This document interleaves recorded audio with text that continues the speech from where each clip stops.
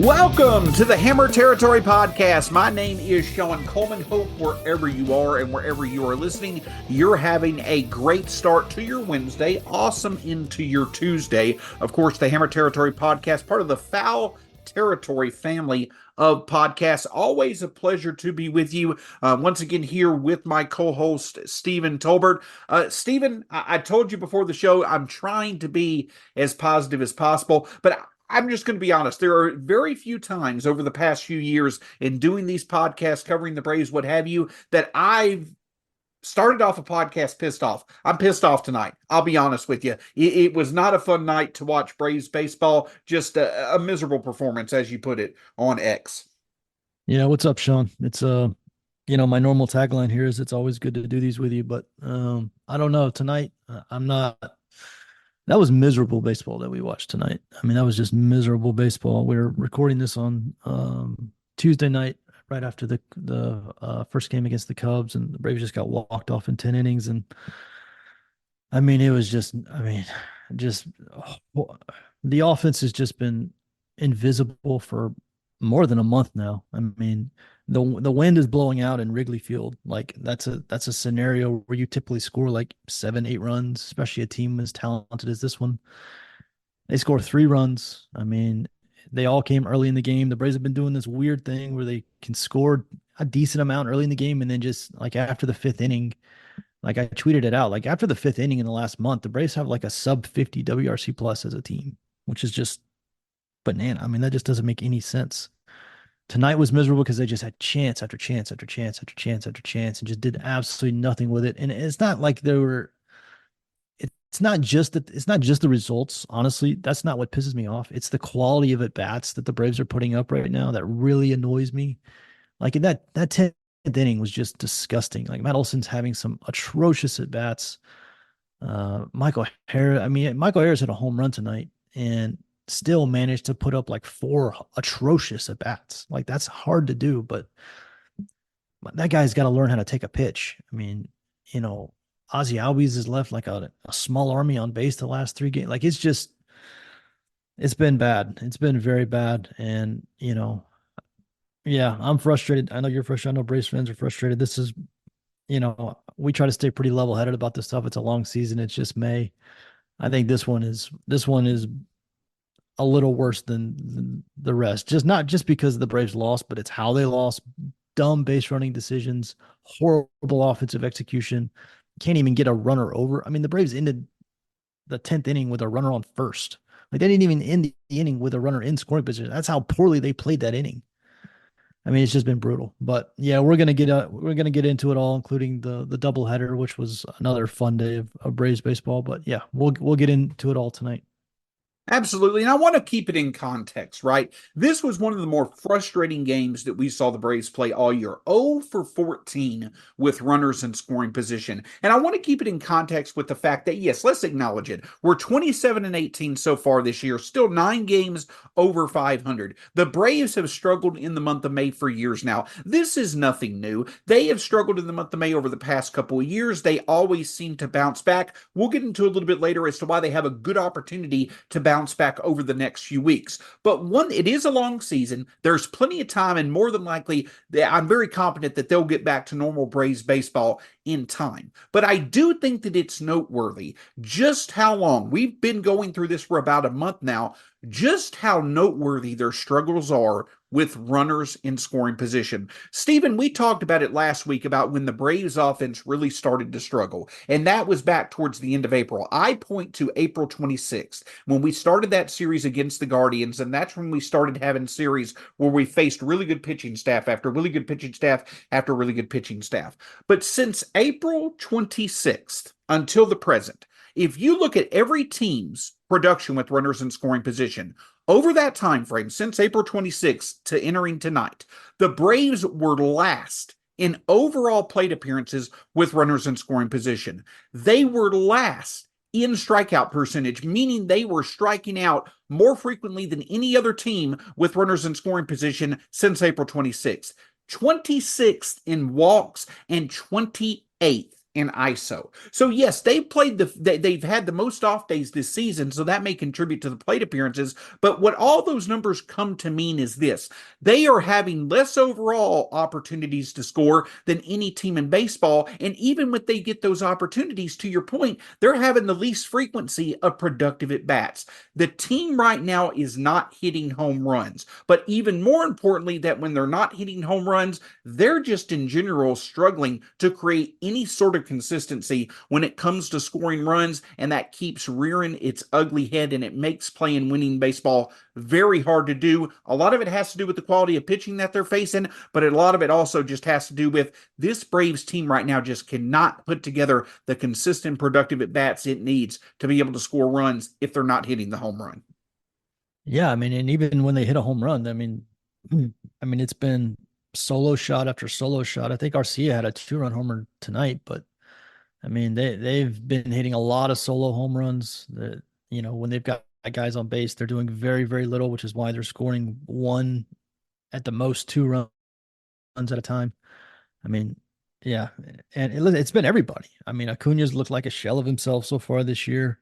Ozzy has been. I mean, Ozzy's entire skill set has seems like it's aged like 10 years in the last 2 years. I don't know. I don't know what's going on with him. Matt's looked terrible. Other than Ozuna, Ozuna's been fantastic from day one. Credit to him. He doesn't belong in this conversation. But Michael's looked bad. I mean, Arcia had a decent game tonight, but he's been one of the worst hitters in baseball the last month. Kelenic has been one of the worst hitters in baseball the last month. Duvall's been terrible. I mean, Darno's been pretty consistent, but yeah, it's just been up and down the lineup. And the only time the Braves win right now, and we're going to get to this in a second when we talk about Monday's game, but the only time the Braves win a game right now is when they get elite pitching. That's it. Like they won on Monday. There's the second game on Monday because Sale was unbelievable and the bullpen was lights out, and they pitched a shutout, and so they won the game. But that's the only scenario in which the Braves are winning a game right now. If their pitchers give up any sort of runs, they can't win the game because their offense just cannot cover anything up. Last year, the Braves could fall into a 5-0 hole in the first inning, and it was just a matter, everybody knew it was just a matter of time before they had 6 runs on the board. Every single game that the Braves fell behind, they always fought back. They always got back in it. This year, it's just been polar. It couldn't be more opposite. The other team gets 2 or 3 runs on the board. You're like, well, that might be it. I mean, that might be the game. And again, it's not just the results, it's the quality of at bats. It's how poor some of these at bats are, swinging at pitches 2 feet out of the zone, taking strikes right down the middle, weak grounders, pop-ups. Like, it's just really annoying. And I get it's May, and the Braves always play that crap in May. I don't know why. I wish I knew why. And I'm sure when the calendar turns to June and Austin Riley and Sean Murphy get back, and the weather we're officially in the summer, I'm sure the team will look more normal. But I mean, maybe Scott's got the right idea. Maybe the best thing to do is just take a vacation at the last 2 weeks of May and just not even think about the Braves. And then, you're back in June when everything turns around. But yeah, it's brutal. It's brutal right now. There's no other word for it. So without a doubt, the Braves are certainly having issues right now when it comes to scoring runs with runners on base. But one way that I can tell you could have your bases covered when it comes to your nutritional needs throughout the day is AG1 supplement. Hey, this is a show hosted by athletes, and then I try and keep up with them. We care deeply about our daily health. So let's take a minute, Kratz, to talk about AG1 and what it brings to the table. You and me both drink it every day. Got introduced to this stuff when I was still playing. You're out on the road. It's hard to get the nutrition that you need. Bang, throw a packet of this in, drink it up, and the energy and the focus that I get from taking it gives me clarity that I know I'm getting my nutrition that I need for that day, because you don't always get that in restaurants, on airplanes and airports, all that stuff. But it's something that I trust because of the product and the ingredients that are going into it. It's awesome. The energy and clarity are through the roof.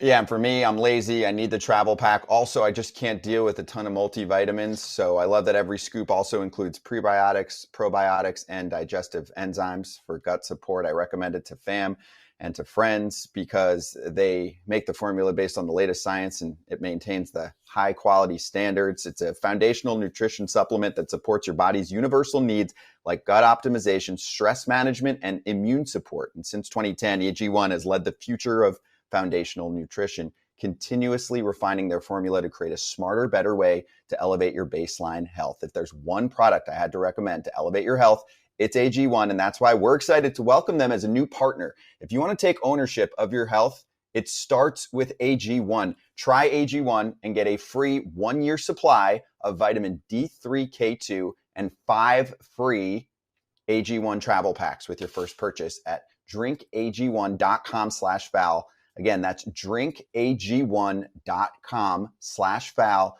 Just for the FT fam. Go check it out. Gotta love the travel packs.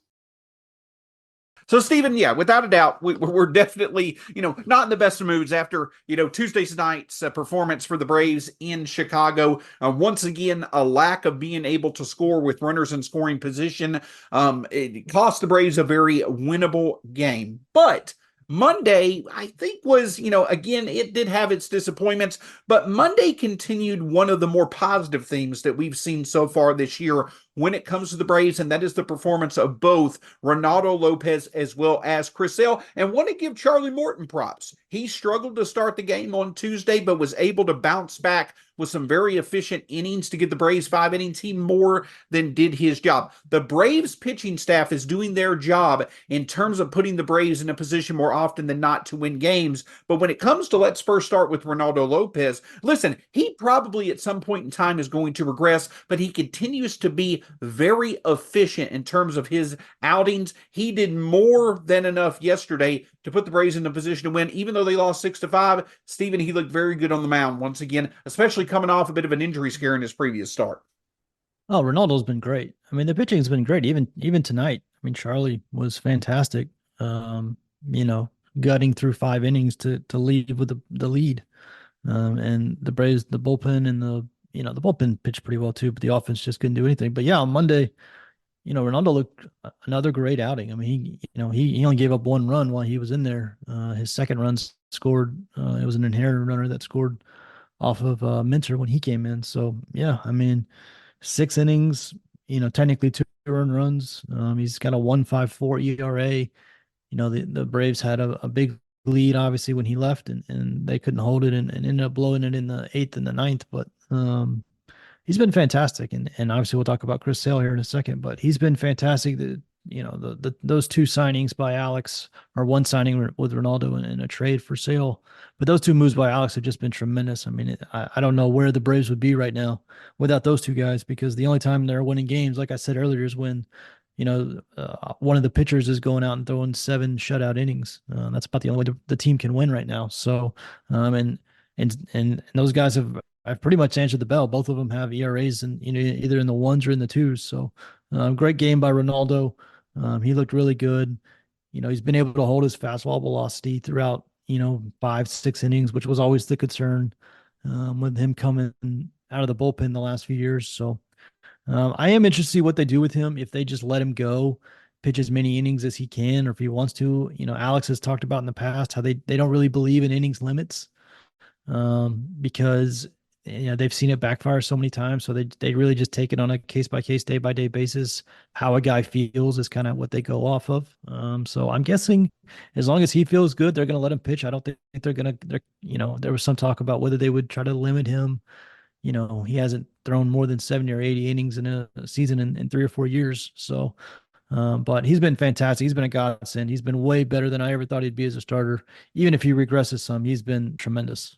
Absolutely, and it was a great find for the Braves, and we talked about how these moves would were really for the postseason, really looking to give the Braves more depth when it came to guys that could go through opposing playoff lineups maybe once or twice to really give the Braves some good pitching depth. But they've been the bedrock of our success so far this season. Hopefully, that does not come up as a potential negative. I mean, in terms of them potentially being overworked. I think the Braves always, even though, Alex Anthopoulos says he really doesn't care about that, I'm sure they're monitoring, especially when it comes to Chris Sale's injury history, Reynaldo Lopez converting from a reliever. I'm sure they're going to do all that they can to keep those pitchers fresh, but without a doubt, they've been excellent. But I want to make sure that we're putting Chris Sale's performance here in context, Stephen, because we're not just talking about, hey, he's been great for a pitcher who's been injured, over the past several years, had a really good end to last year and is, building off of that. No, what I'm here to say is that Chris Sale right now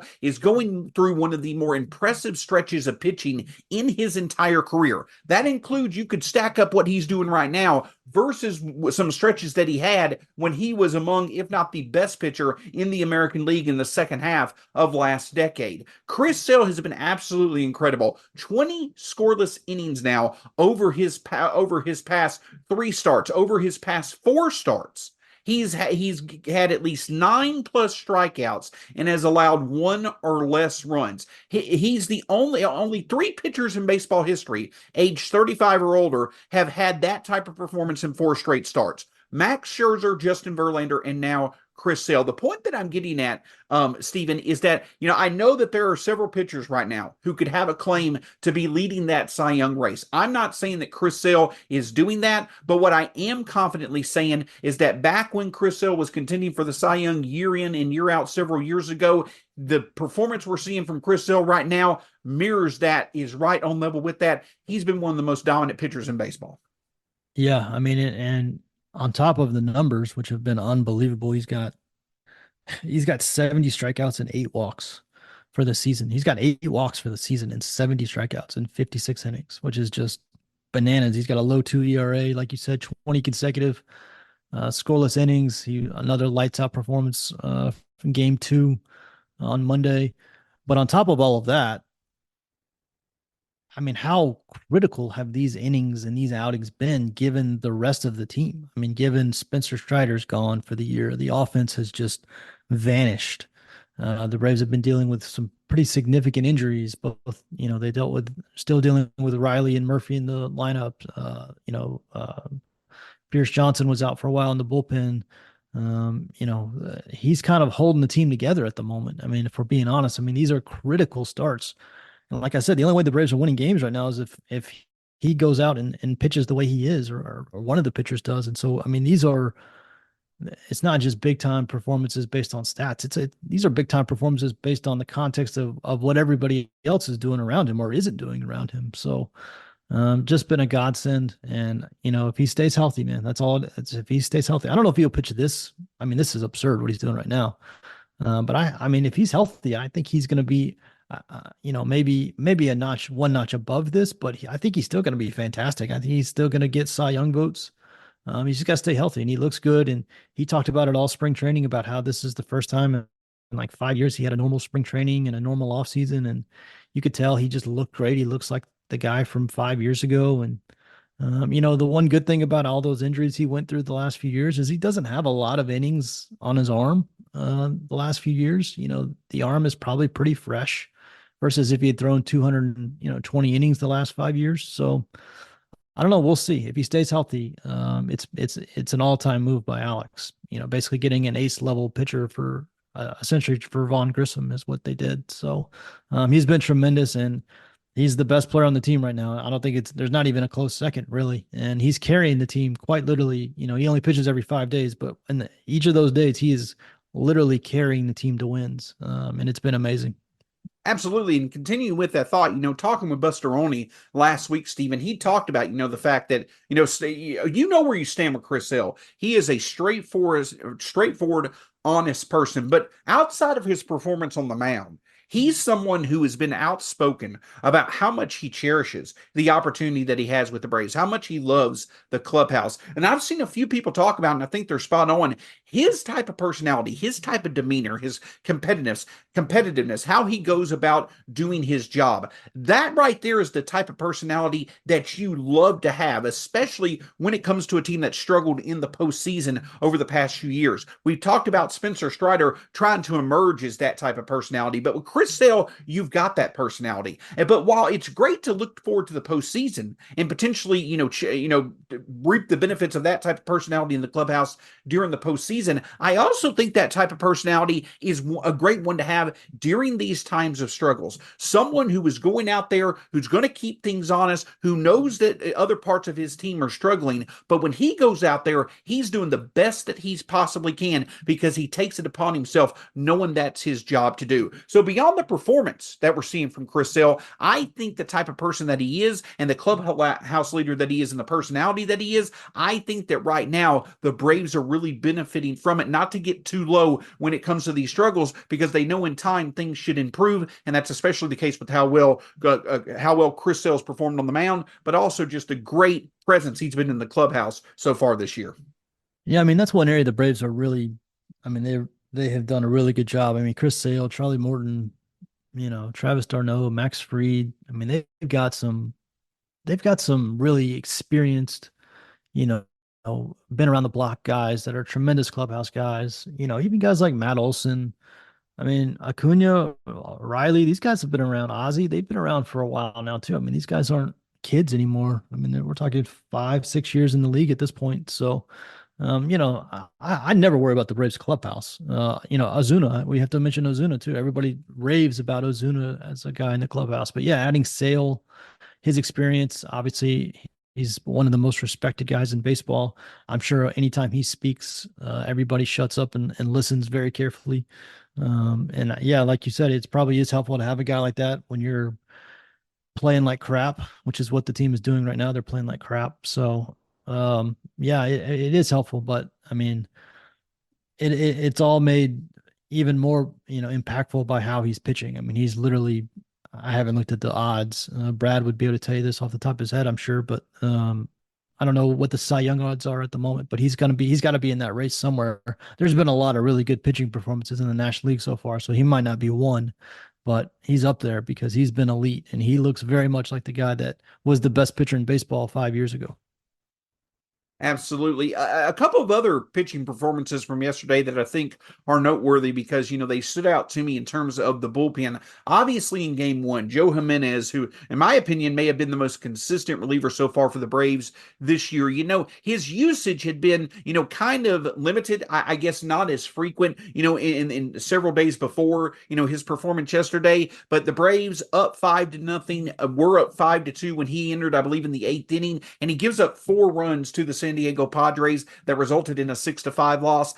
Steven, to me, it seems like that was more of a, hey, you're going to see, a few of these innings, even from the best relievers, a couple of times each year. It just seemed to be wrong time at the worst possible, wrong performance at the worst possible time, more than something I think long-term to worry about. But Raisel Iglesias, who also had been kind of limited in his utilization several days before, he looked crisp. He looked very good at the back end of the bullpen. So I think with Jimenez, there's not really a lot to be concerned about. He just had a bad outing at the worst possible time. But Raisel Iglesias looked a bit more, in form, a bit more to being one of the more consistent relievers or closers that we're used to. So it will be interesting to see how both of those relievers build off yesterday's performance moving forward. Yeah, Jimenez, I mean, I watched the inning back. I mean, he got squeezed quite a bit. There was like a leadoff walk where I think the first 2 pitches were strikes and the umpire just didn't call them. So obviously if that at bat starts 0-2 versus 2-0, you never know what's going to happen. And some ground balls. I mean, I'm not particularly worried. I will say he didn't look particularly sharp, but I mean, he threw those 30 pitches in New York about 10 days ago, and the Braves gave him a long rest after that. He's only pitched, let's see, I wrote it down here. That outing in New York came on May 11th. He's only pitched 2 other times since May 11th, and today is May 21st. So that's 2 appearances in 11 days for one of your best guys. And, there's a whole argument about rest versus rust. Is too much rest actually worse for a guy because now he's not sharp? I do think they probably went a little overboard on the amount of rest they gave him after that New York stint. The Braves had some winnable games that they just didn't pitch him in because he threw 30 pitches in New York. But again, we've now got to the point where he's gotten so much rest that he's probably not very sharp at this point. So, and again, he did get squeezed, and I'm really not that worried about uh, Joe Jimenez or Horacio Iglesias. Both those guys have been really good. I expect them to continue to be really good. You're going to have bad outings. You're going to have some bad luck. But if you had an offense that was doing what it's supposed to do, you could cover some of that stuff up. I mean, look at the games on Monday. I mean, they scored 5 runs in the first 3 innings. In the first game, didn't score again after that. The second game, they scored 3 runs in the first 5 innings, didn't score after that. I mean, they're like shutting it down. After the fourth or fifth inning, the offense is just shutting it down, and there's no add-on runs. There's no extra room for the relievers. There's all the stuff they did last year. It's just like they score whatever they score in the first 3 innings, and then it's just hold on for dear life after that and hope the bullpen can hold it. And that's a tough way to win games. Other offenses are going to score runs too. Your bullpen's not going to be perfect. Your starters are not going to be perfect. I attribute most of this to the offense. If I'm being, I know on Monday the game one was technically a bullpen blow up, but I still attribute it to the offense. The offense got to be better. They got to score runs. I mean, this is what this team was built on. And I know they're dealing with injuries, but they've got guys who are healthy, who are way better than this, who are playing like crap. And, as we're recording this game on Tuesday night in Chicago, that was the crappiest version of them all, maybe throughout the year so far. So the offense needs to wake up. I mean, there's no other, the offense has to wake up. This team was built to score runs. They're not built the starter to go 7 shutout innings, and that's the only way they can win a game. They're built to be able to, score 8 runs a game, score 6 runs a game. I mean, I don't remember the last time they scored 8 runs in a game. And that's how long it's been. I think it's been over a month. That's crazy. This team is way too good for that. The offense needs to wake up, and it's just that simple. Absolutely, because you don't have any room for error, right? As you've hit on, several points in the show already, there's just no room for error. When you were hitting home runs as frequently as we were last year, you had room for error. When you had good health for your offense overall, I think that's one thing that's not talked about enough from last year is that the Braves, besides Ozzie Albies, had some very good health when it came to, their offense as a whole overall last year. Well, this year we've dealt with some injuries. So the room for error, the margin for error is just so small this year compared to last year that you're really seeing, if the Braves just do not have the level of offense that they have, even with the pitching performing at its level, that room for error is so small that even, the smallest stretch that you go without scoring runs, it could really make it hard to win games consistently. But that's where the silver lining comes in place. A bit of reinforcement coming in place, hopefully, over the next several days. For one, we did finally get word that Austin Riley, it seemed as if he finally did swing a bat on Tuesday. The report was that he did some swinging of the bat in some soft toss situations, in the batting cages at Chicago. So that is certainly a positive. But to me, the even bigger positive is the fact that Shawn Murphy returned to action for the Stripers on Tuesday and immediately showed that he seems to be in good form. A 450-foot home run, I believe, in his first at bat in his rehab assignment. A few other very hard hit balls seem to, be able to manage behind the plate. He's got a plan in place throughout the week in terms of how he's going to be used. And then hopefully he'll be back at some point over this upcoming weekend or next week. But who knows? Maybe he'll be back in a few days. But, it's good to see, Stephen, continued positive progress for Shawn Murphy, whose return seems to be rather imminent. And then hopefully Austin Riley within the next several days. If we can get both those bats back in the lineup, it'll deepen the lineup, give us some reinforcements, and hopefully start to give us, an opportunity to get more run scoring opportunities going. Yeah. And Murphy played 7 innings tonight. So he got 3 or 4 at bats, caught, he's been catching bullpens and live BP for a while now. So it's really just about swinging the bat. And obviously that's the case when you have an oblique injury, but yeah, the fact that he played 7 innings tonight in his first rehab game, I think the Braves are probably going to speed run this rehab and get him back pretty quick. They've been known to do that every time you think they're going to take it nice and slow. They go the other way, and I wouldn't be surprised at all if Murphy's back at the end of the week, to be honest with you. Once he gets 3 or 4 games of at bats under his belt, and the oblique looks good and he feels good, he's going to be back up. So it's definitely imminent with Murph. With Riley, obviously now that he's swinging a bat, that's an improvement. Of course, it's been over a week since he had the injury. It was on Sunday Night Baseball in New York. So Yeah, it's been a while, and he's swinging the bat. He's still not doing a ton, but at least he's swinging a bat now. So hopefully we're not too far away. The Braves need all the offensive weapons they can get at the moment because they are drowning on offense. They just got so many non-competitive at bats up and down the lineup every game. They could use some reinforcements. So it'll be good to get those guys back. Absolutely. But of course, the pitching staff, despite the injury that we saw to Spencer Strider this year compared to last year, it's been a bit different. It's the lineup that's dealt with, some significant injuries in May versus last year it being the pitching staff. Well, now we're starting to see the fact that the pitching staff is going to run to, some interesting decisions in upcoming days. Now, tomorrow, which will be Wednesday, we're going to see a fantastic pitching matchup, in my opinion. Max Fried versus Justin Steele, two of the better left-handers in the National League over the past few years. They're going to go against each other on Wednesday. But then Thursday, it's been reported that the Cubs may go with the bullpen game after they put Kyle Hendricks back in the bullpen. They're likely going to go with the bullpen game on Thursday. But starting Thursday, Steven, the Braves are going to have some interesting decisions. So on Monday, after the first game, the Braves sent Bryce Elder down to Gwinnett, and they called up Darius Vines.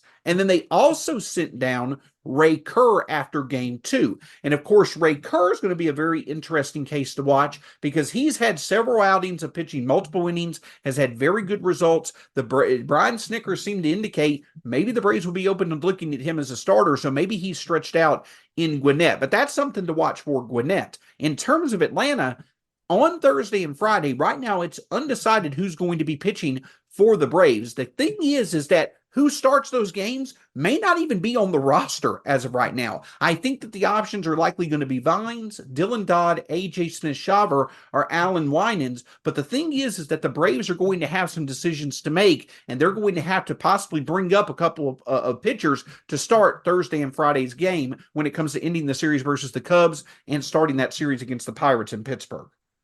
I mean, anytime you have a doubleheader, the complicated part of a doubleheader is what you do in the rotation the next time through, obviously, because you use 2 of your pitchers in one day. So that means when you get to the next time through the rotation, there's going to come a day where none of your 5 guys are available. And obviously that's what happened to the Braves. That's going to be Thursday's game that's why they called up Darius Vines probably to pitch that game. And then obviously because they optioned Elder, who was Friday's starter or was going to be Friday's starter, they're going to have to fill that slot as well. So, yeah, it's all kind of born out of the fact that they had the doubleheader on Monday and the fact that Bryce Elder's looked terrible and probably needed to be optioned anyways. But yeah, they've got some options. I think Smith-Shawver is the one who's technically lined up to pitch Friday for Gwinnett. So, if you just 1-to-1, they need a starter and for Atlanta on Friday, he's scheduled for Friday in Gwinnett. That's probably a decent guess. But it could be any of those guys. Like you said, it could be Winans, could be Dodd. My guess is Vines is going to pitch Thursday. That's why it was so big that Charlie got through 5 innings tonight because they had Vines warming up in like the second inning. And if Charlie had kind of blown up in the second inning there and gotten taken out of the game and Vines had to come in, I mean, then this whole week would have just been another adventure, more so than it's already been. So that was big from Charlie. But yeah, I think it's going to be Vines Thursday. And my guess is AJ Smith-Shawver on Friday, but we'll see. They'll have to make a roster move to make it happen. But yeah, they're having to shuffle the deck a little bit. It's all, it all stems off the doubleheader on Monday. Absolutely. And here's the thing, as we wrap up this edition of the Hammer Territory podcast, Stephen, to me, it's very simple. We talk about the offense. This offense is more than capable of switching the light on and instantly being one of the best in baseball. At least we think that they're capable of doing that. With where they are right now when it comes to runners in scoring position, it may take a bit of time. But there's no better time than the present. And I don't mean that to be cliche. I mean that to say that this literally coming up over the next 2 weeks is going to be one of their easiest stretches, in my opinion, of the schedule to really get right, to really be able to put some wins together as they need to. Because the Phillies, listen, I'm not watching the Phillies right now simply because it's too early to really watch them. And we know in recent history, the Braves have done just fine when it comes to closing the gap, when it comes to the division. But the Phillies are going to continue to play excellent baseball, more than likely. If the Braves don't want to find themselves in too big of a hole, this is the time to get going because you've got 2 games left with the Cubs. You're not going to have to worry about Imanaga in these two games. Then you've got going to Pittsburgh over the weekend. As of right now, you're not lined up to face Paul Skeens. And then next week, you've got the Nationals as well as the Athletics. As long as we don't see something like last year when we dropped 2 in Oakland, these next 2 weeks are a really good opportunity for the Braves to be able to get right and put some wins together, but also really put together some consistency that could once again help them go into June and really have a launching pad to be successful. But they've got to take advantage of it right now. Getting some reinforcements offensively should help. The pitching staff should be able to figure itself out. But Steven, the golden opportunity is right there. They need to take tonight, just flush it away, know how bad they feel because they weren't able to get the job done with how awful they were, and really use that as motivation to take advantage of the next 2 weeks to get back on track. Yeah, I mean, listen, especially with runners in scoring position, you're going to have ebbs and flows. Like, you're going to go through periods where you're doing well. You're going to go through periods when you're not doing well. The results don't bother me as much, especially this early in the year where there's still so much baseball to play. What bothers me is more the process. And tonight the Braves process was just awful. Like, the quality of at bats were just awful. The number of pitches they swung at, out of the strike zone, 2-3 feet below, 2-3 feet outside, was miserable. I mean, anytime they had a runner in scoring position, they put like their worst at bat of the night up. It's not just the results, and it's really more about, I just want to see the quality of at bat go up, across the board. And even if it doesn't immediately lead to results, it will eventually lead to results. That's why I'm in a bad mood. It's not because they lost the game. I don't really I could care less really about a loss in May. I mean, there's so much baseball left to play. It's not about losing. It's the way they're losing. It's the process that's going into these games where they're just miserable at bat after miserable at bat. No life. Like, after the 4th or 5th inning of the game, like, the offense just shut. Like, there's nothing. It's like no spark. And that's what bothers me. And that's what I want to see improved. And yeah, I mean, it's an easier part of the schedule, but like you said, we learned last year, the Braves went up to Oakland and got their butt kicked in 2 games. So anybody can beat you, especially the way the Braves are playing right now. Anybody can beat you. But that's what I want to see. That's what annoys me most, is just the lifeless, low quality at bats that happen night after night, regardless of whether or not a runner's in scoring position or not. Honestly, it's just the process needs to be better. And that's what I want to see. And if that happens, then eventually they will score runs. Eventually they will win games. But the process has got to improve from what we watched tonight. What we watched tonight was maybe the most frustrating game I've seen all season. And they've got to get, I don't know if they need another players meeting, like they did the last couple of years, and then they take off. I don't know what they need, but tonight was miserable, and they got to do something more than what they're doing lately. And there's got to be some quality at bats coming at some point.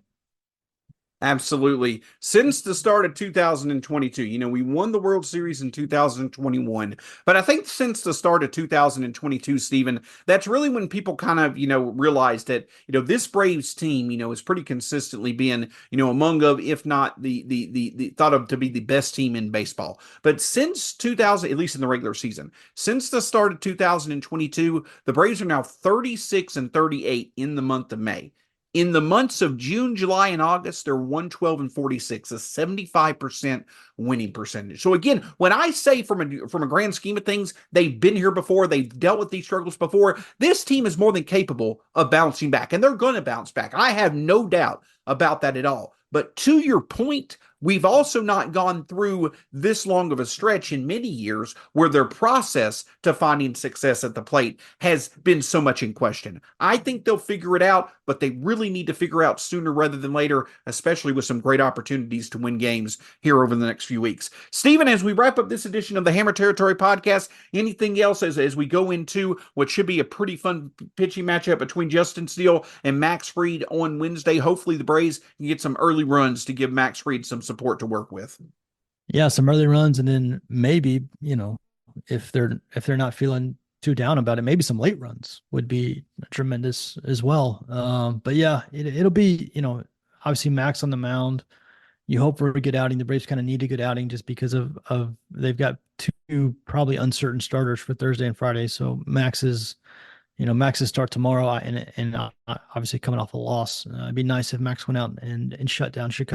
But yeah, the Braves need to score. The offense needs to wake up. I mean, we say it every week. Offense needs to wake up. We'll see. I mean, maybe it has to be June before they do it. I don't know why, but maybe that's what it is. Maybe they're just waiting for June 1st. But I would love some runs. I would love to put this stretch of baseball that seems like it's lasted forever behind us. But until they start scoring runs, then we're kind of stuck in the same spot we've been for the last month. Absolutely. And you have to hope that Max Fried's able to channel the last time that he was in Wrigley. If you recall back last year, it was last August, I believe, Max Fried coming back. It was either last August or September. Anywho, the last time it was coming off, I believe, over 3 months of not being on the mound due to his forearm injury. It was a Friday. It was the afternoon. It was in Wrigley, and he was absolutely spectacular. No earned runs, 8 strikeouts over 6 innings. You hope that he'll be able to put together a performance like that tomorrow. And if he can, hopefully the Braves will be able to get some early runs to be able to get the job done. But of course, we're going to continue to have you covered when it comes to the Hammer Territory podcast, part of the Foul Territory family of podcasts. You can find the podcast wherever it's available. Just hit that subscribe button and you'll get the show. We'll have content for you nearly every day. Just hit that subscribe button and you'll get the show for free whenever you subscribe. For Stephen Tolbert, who you can find at B_Outliers, myself at StatsSEC on X as well. Find Hammer Territory all across all forms of social media. Until next time, go Braves. We'll talk to you again here on the Hammer Territory podcast.